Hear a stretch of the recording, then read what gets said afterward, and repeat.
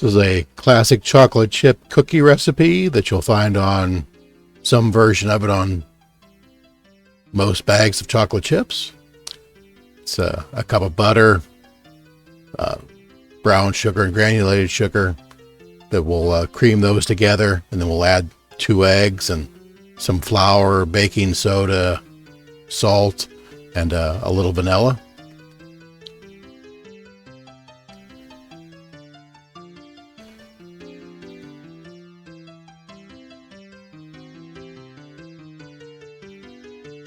The mixing directions. Again, we cream the butter. If the butter's room temperature, it'll move along faster. Creaming the butter means getting some air in there and then bringing in the sugar, air in the butter, so it's all light and fluffy. Then you want to mix it, but not too much. Beat the eggs and added the eggs to the mixture. Again, we're mixing it, but don't mix it too much.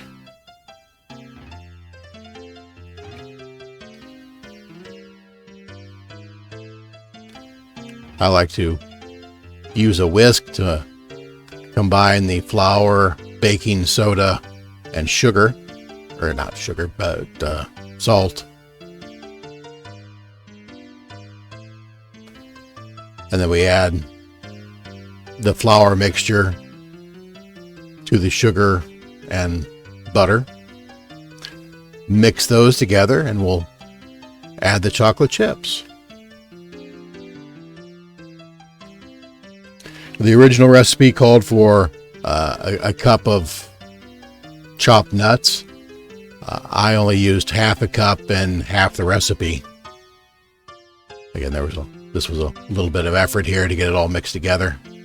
Again, you want to mix it together so it's all moist, but don't mix it too much. That's what chocolate chips look like. And we'll mix those together. Again, the original recipe called for adding the nuts here. I did that halfway through because the people eating my cookies didn't want nuts in half of them. The original recipe called for a dish for the cookies to be dished out in half teaspoon portions. My disher there that I got from the big box store was 1.5 teaspoons. So my cookies came out a little bit bigger. Ended up making 45 cookies rather than the 100 that the recipe promises you. But if you made them all the same size, I'm sure you would get close to 100.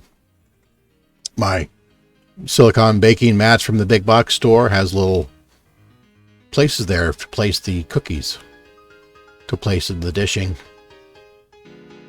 I was a little too generous this first batch, which will can see them get out there. This is the time consuming portion.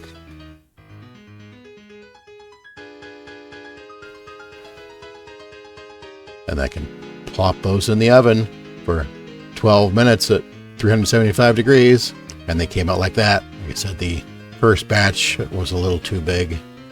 That was the second batch right there.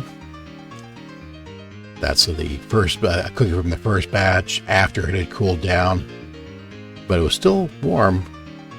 Yeah, that one made it into my belly.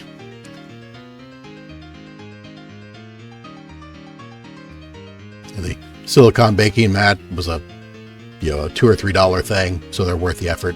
And again, if all the cookies aren't the same size, some of them might end up being a little bit browner than the others. And that was the third batch there. You can see that third batch had the nuts in it as well, so you can tell the difference.